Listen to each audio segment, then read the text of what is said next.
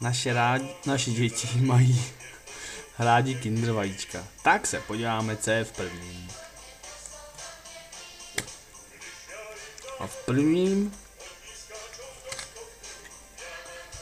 prvním je normálně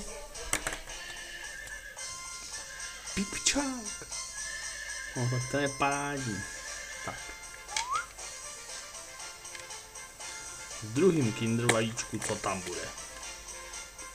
Sovička.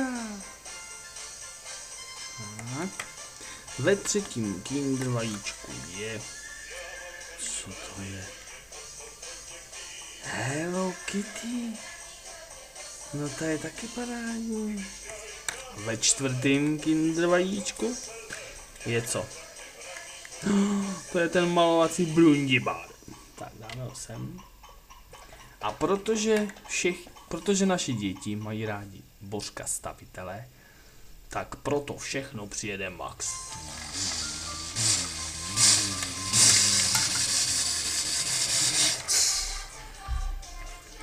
A všechno mu to naložíme do korby. Pipčáka, sovičku, Hello Kitty a toho Brundibára. Mám to tam všechno a jedeme pryč.